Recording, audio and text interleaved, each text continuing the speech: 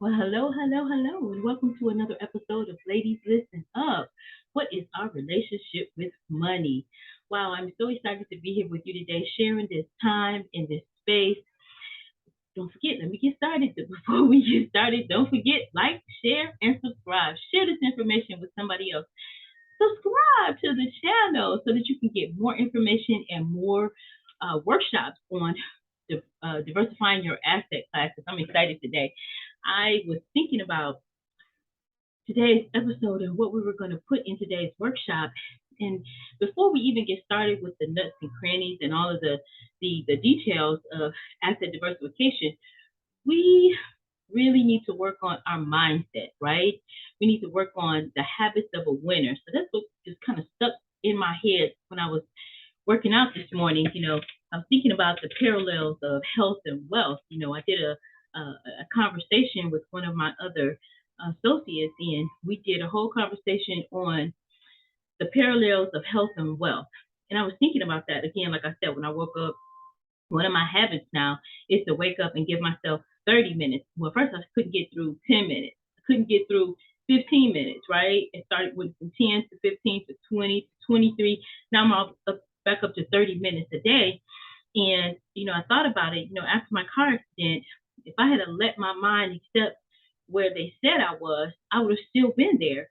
But, even though, it hurts when you get up and you first start working out, because I promise you, it seems like every bone in my body was, every muscle was hurting and sore and tight, but I kept pushing through. So I've been back on my workout regime for the last 2 months. So I started back at the beginning of July. And then in August, we're at the end of August. And guess what? I'm getting through, even though it might be a strain, it might be a struggle, some muscles hurt and all of that. But guess what? Everything is starting to loosen up again as I'm pushing that lymphatic fluid through my body. So just got to thinking about the parallels of health and wealth. How do we master that? And it's really all about our habits. What habits do successful people have? So I thought about this. I said, you know what? I went through a couple of fantastic personal trainers, but because of scheduling conflicts and some other things that came up or other challenges that came up, we could no longer, keep up the routine. But I thought about it. Who's accountable? Who is responsible for me getting the results that I'm committed to? It's me. It's nobody else's. It's nobody else's stuff. It's mine. So I thought about it. I said, well, I'm not a personal trainer. I don't have those skills. And, I said, what do I do? What do I have in my arsenal? Well, guess what? Don't laugh. But today's grandma's, we've been talking about grandma's cookie jar secrets and all the secrets that grandma has in her cookie jar, right? Guess what I found? Drum roll, please. I know my children are going to just kick me for this, and I know, but I'm going to show you anyway. Okay. Some of you probably don't even know what this is, right? This is a VHS tape, okay? Why do I bring up the VHS tapes and why are they in grandma's cookie jar? Because guess what? It doesn't matter the vehicle. It doesn't matter the method. It's the habit of getting things done that matters. Think about that. Resonate with it. Because so what if I'm using a VHS tape? So what? I'm doing it in the privacy of my own home, right? How about this? I also use my DVDs. Yes, I do love hip hop apps, right? Because I like aggressive workouts. But you have to find out what's your flavor, what's going to keep you going, right? Wow. Here's another one. Don't laugh. Yeah, Paula Abdul, we're going to get up and dance. But guess what? Whatever keeps you going and gets you there, helps you to get those results. That's what you do, right?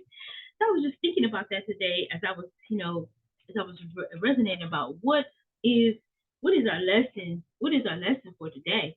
And I think our lesson for today is what are the parallels between health and wealth? When we talk about obtaining those results, what do we do to obtain those results? So I started thinking about that, and it was, I was talking to my daughter and my son-in-law, my son actually. They are, they have an amazing fitness studio, and I just see them being motivated and being driven. I saw how they got, they bought got a big building, and they had to tear it down and rebuild it, and it was all of that drive, that perseverance, that dedication, and that's exactly what we must have when we're looking at moving forward in any goals that we set. So, what are the habits of the wealthy, or what are the habits of successful people? One, they don't have a habit of making excuses. There are no excuses. They commit and they see those commitments as just like we need our next breath of air. And that's how you must see it. I love The Art of War. And in that book, they burned their boats. So if you're going to war, think about this. If you're going to war and you burn your boat, you don't have a choice. It might seem a little drastic, but guess what? The only way that you're going to get off that island alive is if you win that war. And that's how we must look at our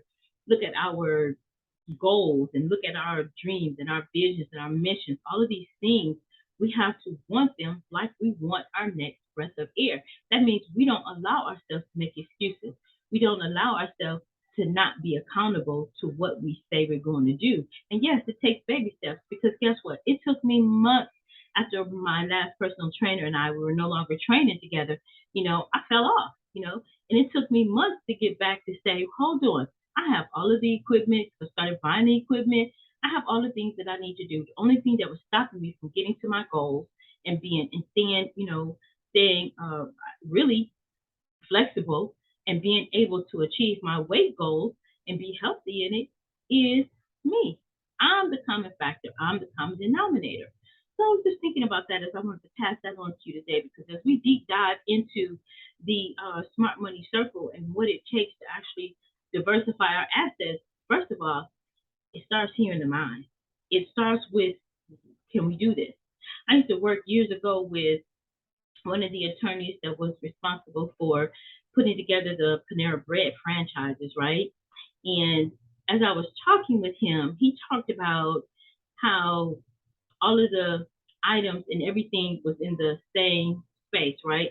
So if you go to a McDonald's, or if you go to like a Panera Bread, or you go to any of those places, you see the same systems, okay? And that's what we're coming up with. Not coming up with. That's what we're going to share with you. We're going to share our systems with you of becoming successful in diversifying your asset classes. You can take the model. You can take that model and you can put it with anything, just like the franchises. Why are franchises so successful?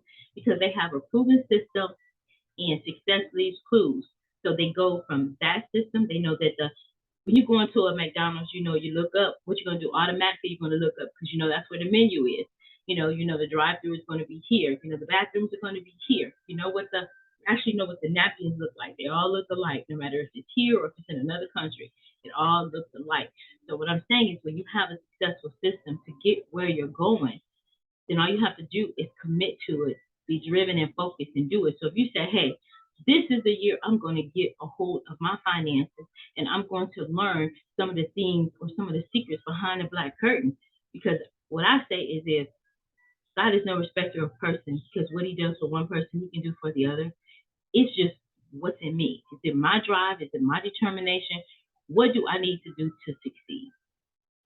So I think that was it for today's brief conversation. I just want us to get our mind right, right? I heard somebody say once, when you get up, give yourself a checkup and get rid of the thinking. Because if you really want to create an abundance, Lisa Nichols talk about the abundance, meaning that you want to give out of your saucer and not out of your cup. And because we're all women are nurturers by nature, we tend to give out of our cup. We don't want to give out of our cup. We want to give out of our saucer. So I guess the message for today is, when things happen, and they will, pivot if you must, but just do not quit. Pivot if you must, but do not quit. What I wanted to leave you with today is listen, learn, and leverage. Or however you want to mix it up. Listen, learn, and leverage. Listen to the information. Learn by writing it down in your dedicated notebook. And I'm practicing what I preach. Write it down in your dedicated notebook. This is your study guide. And apply. Listen, learn, and leverage. When we're leveraging, we are going to apply all of the tools and the techniques and the things that we have to offer you here. So just a little bit of a pep talk today, I guess, if you will, before we get started with the meat and the potatoes. Just want to make sure that we give ourselves a clean slate. Start with a clean mind and clean thoughts and say, you know what? I'm going to get it together this year. Because if we procrastinate and put it off and put it off and put it off, we will never get the results that we aspire or that we want to, or that we want to, and even a generation or creating generational wealth. Let's say that again. creating generational wealth. You can do it. I'm confident in you that you can. I'm going to continue to increase my portfolio of assets, and I just want you to know that it is doable. Well, all right then. Don't forget to like, share, and subscribe. Share this information with somebody else, and don't forget, stay fearless. Bye for now.